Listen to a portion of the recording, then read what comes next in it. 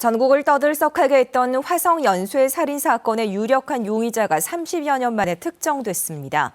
전북에서도 그동안 해결되지 않은 장기 미제 살인 사건에 대한 관심이 높아지고 있습니다. 길금희 기자가 취재했습니다.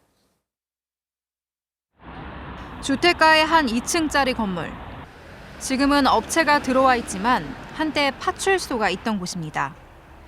주민들은 이 건물을 지날 때마다 아직도 그날을 떠올립니다. 그날 저녁에 살인 사건 났다고 아침에 나본 게 막 형사들이 돌아다니고 난리더라고. 백경사 피살 사건이 일어난 건 지난 2002년. 전주 금암파출소에서 야간 근무를 서던 백경사는 추석 전날 싸늘한 주검으로 발견됐습니다. 2명은 112 순찰, 또 2명은 도보 순찰을 하기 때문에 손에는 1명밖에 없습니다. 넉 달이 지날 무렵 경찰은 20대 초반의 용의자 3명을 붙잡아 자백을 받았다고 밝혔지만 범행에 쓴 흉기와 숨진 백경사에게서 탈취한 권총을 찾지 못하고 가혹행위로 거짓 자백을 끌어냈다는 강압수사 논란을 낳으며 결국 풀어졌습니다. 전주의 한 다세대 주택 주차장. 2011년 4월 자정을 넘겨 집으로 가던 28살 김모 씨가 쓰러진 채 발견됐습니다.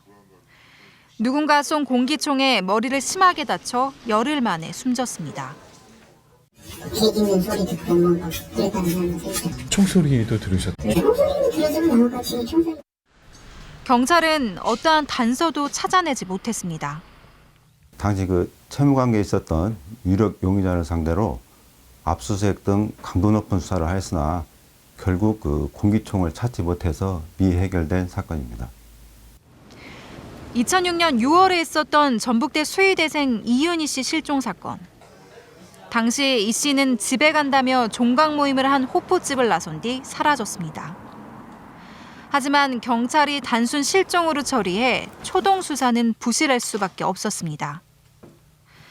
원룸에 혼자 사는 이 씨의 컴퓨터에서는 범죄와 연관됐을 가능성에 무게가 실리는 강제추행, 112 등의 단어를 검색한 기록이 뒤늦게 확인됐습니다. 전북 지역의 장기 미제 사건은 모두 12건. 경찰은 지난 10월부터 미제 수사팀 인원을 늘렸지만 과거 미진했던 초동 수사와 증거 부족 등으로 해결이 쉽지 않은 상황입니다.